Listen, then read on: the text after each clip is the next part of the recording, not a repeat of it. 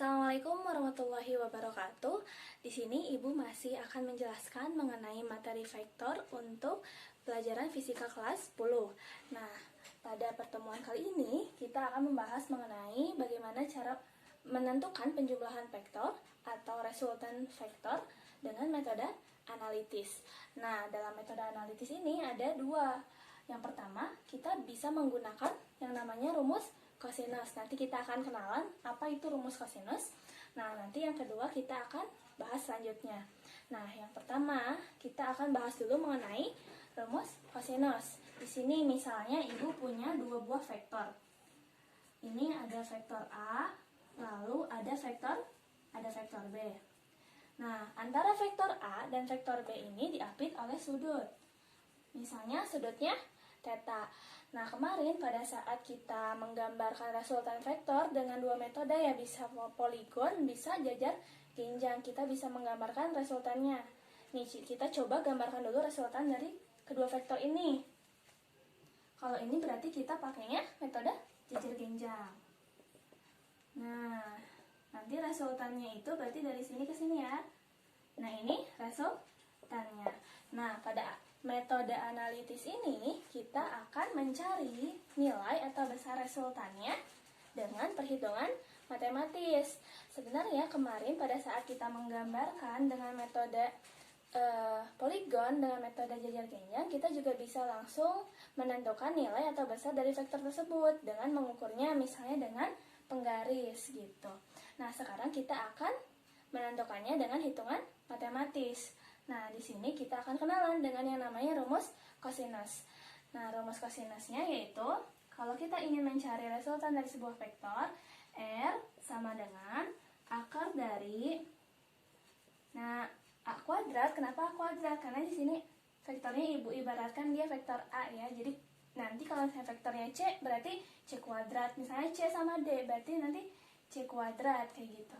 A kuadrat ditambah B kuadrat ditambah 2AB kosinus theta.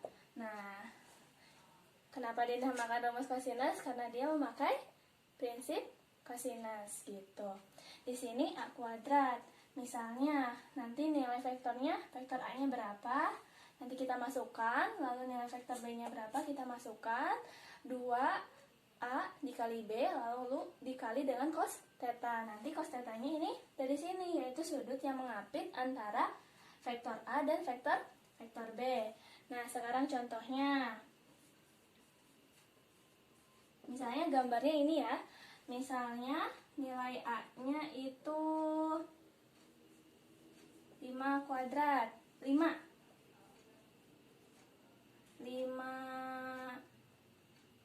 Newton misalnya. Nah, yang B-nya misalnya 3 Newton. Nah, lalu tetanya misalnya 60 derajat. Nah, kita akan mencari resultannya dengan menggunakan rumus ini. Nanti resultannya sama dengan akar dari A kuadrat, berarti A-nya 5, berarti 5 kuadrat ditambah 3 kuadrat ditambah 2 dikali 3 dikali 5 ya. A-nya 5, B-nya 3. 2 dikali 5 dikali 3 kosinus 60 derajat gitu. Lalu sama dengan 5 kuadrat itu berarti 25 ditambah 9 ditambah 2 kali 5 kali 3, 2 kali 5 10 kali 3 30 kosinus 60 setengah ya. Sehingga nih 25 tambah 9 itu 34 ditambah 30 kali setengah 15. Nah, berarti sama dengan akar dari 49. Akar dari 49 yaitu 7. Jadi nanti nilai resultannya itu adalah 7 Newton. Gitu. Oke, kita lanjut. Nah, sekarang yang kedua, kita menggunakan metode uraian, yaitu menggunakan komponen vektor. Kemarin kita sudah ya belajar bagaimana menentukan komponen dari sebuah vektor. Nah, langsung saja ya ke contohnya. Di sini Ibu punya 3 buah vektor. Di sini vektor gaya ya, vektor gaya F1. Dia arahnya ke sini ya, pada sumbu X positif. Lalu di sini ada F2. Oh ya, ini besarnya 20 Newton. Di sini ada F2, arahnya ke sini. Lalu ada sudut 30 derajat, besarnya 20 Newton. Lalu ada F3, 24 Newton besarnya, dan membentuk sudut 60 derajat terhadap sumbu X. Nah, bagaimana kita mencari resultan dari ketiga vektor ini dengan menggunakan komponen vektor?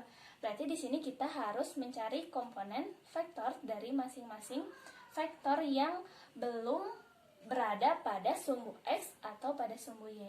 Nah, di sini misalnya F1 dia sudah berada pada sumbu X ya, berarti kita tidak usah mencari komponen vektornya. Nah, berarti kita cari komponen vektor dari F2 dan F3. Nih, di sini F2 berarti nanti akan ada komponen vektor F2 terhadap sumbu X di sini. Nah, namanya F2X. Lalu ada komponen F2 pada sumbu Y. Kita sebut F2Y. Nah, di sini juga F3 ada komponen F3 terhadap sumbu X. Di sini berarti ini namanya F3X. Lalu ada komponen vektor yang ketiga terhadap sumbu Y. Di sini kita namakan F3Y. Lalu kita cari masing-masingnya. Masing-masing nilai dari komponen vektor tersebut. Sini ya. Ya. Nah, kita cari F2X dulu. F2X. F2X itu berarti sama dengan F2 sin atau cos. Dia tidak berimpit dengan sudutnya, berarti kita pakainya sin. F2 sin 30 derajat. F2-nya 20, sin 30 itu setengah. Berarti F2X itu besarnya 10 Newton. Lalu kita cari F2Y. F2Y berarti kita pakainya cos. Nah, F2Y sama dengan F2 cos 30 derajat. Nah, berarti F2-nya itu 20, cos 30 derajat itu setengah akar 3, sehingga nilainya F2Y itu adalah 10 akar 3. Lalu kita cari komponen yang F3. F3X sama dengan F3 pakai cos atau sin? F3X. Oh, ini pakai cos. Cos 60 derajat. F3 itu nilainya 24 cos 60 itu adalah setengah, sehingga 24 kali setengah itu sama dengan 12 Newton. Lalu kita cari F3Y. F3Y sama dengan F3, berarti ini pakainya pakai sin 60 derajat. Berarti F3 yaitu 24, sin 60 itu setengah akar 3, sehingga hasilnya 12 akar 3 Newton. Lalu, nah F1-nya berada pada sumbu X gitu. Lalu kita kelompokkan mana yang berada pada sumbu X, mana yang berada pada sumbu Y. Yang pada sumbu X berarti F1, F2X, dan F3X. Yang pada sumbu X. Nah, pada sumbu X itu berarti ada F1, lalu ada F2X, lalu ada F3X gitu. Oh iya, pada sumbu kartesian ini kan berarti kalau misalnya di kanan dia positif nilainya, kalau misalnya di kiri dia negatif, atas positif, bawah negatif. Di sini F1-nya berarti nilainya positif karena dia berada di kanan ya. Lalu F2X itu nilainya negatif karena dia ada di sebelah kiri. Berarti kita F2X-nya negatif. Berarti ini min 10. Lalu F3X-nya juga negatif. Berarti ini sama dengan min 12 Newton. Lalu di sini F2Y itu nilainya positif karena dia ada di atas. F3Y dia nilainya negatif, berarti ini nilainya negatif. Lalu kita coba jumlahkan yang ada di sumbu X.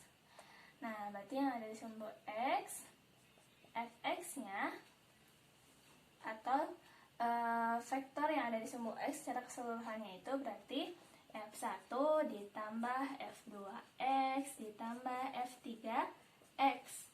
F1-nya itu adalah 20 ditambah F2X-nya min 10 ditambah F3X-nya min 12 Newton.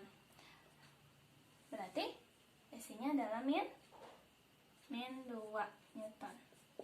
Gitu. Nah, pada sumbu Y sekarang. Pada sumbu Y itu berarti ada F2Y dan F3Y. F2Y dan F3Y. Nah, berarti vektor pada sumbu Y secara keseluruhannya kita jumlahkan F2Y ditambah F3Y. F2Y-nya itu 10 akar 3. 10 akar 3 ditambah F3Y-nya min 12 akar 3. Sehingga hasilnya adalah 2 akar 3. Min 2 akar 3 Newton. Sehingga kalau misalnya kita coba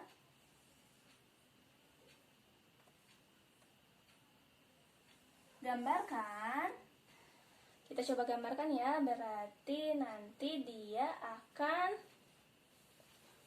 Fx-nya itu di min 2n, berarti sekitar di sini. Fy-nya min, nah, jadi misalnya ini sumbu X, ini sumbu Y, berarti nanti vektor si resultannya yang di sumbu X-nya itu ada di sini. Ini Fx-nya karena min 2 ya. Lalu min 2 akar 3 sekitar di sinilah. Ini Fy. Kemarin kita bisa cari resultannya dengan rumus yang pakai Pitagoras, yaitu dengan kita cari resultannya akar Fx kuadrat ditambah Fy kuadrat. Berarti Fx-nya itu min 2 ya, min 2 kuadrat ditambah Fy-nya itu adalah min 2 akar 3. Berarti min 2 akar 3 kita kuadratkan. Sehingga akar min 2 kuadrat itu 4 ditambah min 2 akar 3 dikuadratkan berarti jadi 12. Nah, berarti 4 tambah 12 akar dari 16. Akar dari 16 itu adalah 4. Jadi resultan dari ketiga vektor ini F1, F2, F3 yaitu resultannya itu adalah 4 Newton gitu. Nah, di sini Ibu coba gambarkan lagi yang tadi Ibu gambar di sini, Ibu coba gambarkan lagi di sini agar lebih terlihat jelas. Nah, di sini Ibu gambarkan tadi nilai Fx-nya secara ketika kita sudah menjumlahkan itu adalah min 2 Newton. Berarti kalau kita gambarkan pada sumbu kartesian berarti ada di sini ya, di sebelah kiri karena dia min, lalu besarnya 2 Newton. Berarti sini 2 Newton, lalu di Fy-nya itu min 2 akar 3 Newton. Berarti ke bawah ya karena min 2 akar 3 Newton. Sehingga kalau kita misalnya mau menggambarkan resultan secara keseluruhannya, yaitu ini resultannya, ini gambar dari resultannya. Nah, kita juga bisa menentukan arah dari resultan vektor yang tadi ya secara keseluruhannya, yaitu menggunakan tangan. Jadi tan yaitu tan theta sama dengan Fy per Fx. ini nggak selalu harus F ya, jadi nanti bagaimana nama si vektornya. Kalau misalnya A, misalnya B, nah itu menyesuaikan saja, jadi tidak terpaku harus F, misalnya harus A atau B, tidak. Lalu kita masukkan nilai yang ini, berarti FY-nya itu adalah 2 akar 3, lalu Fx-nya itu 2 akar 3 per 2, kita coret 2-nya sehingga menghasilkan akar 3. Nah, tan berapa gitu ya yang menghasilkan akar 3? Pada tabel yang sudah Ibu berikan, nilai theta atau tan theta yang menghasilkan akar 3 yaitu 60 derajat.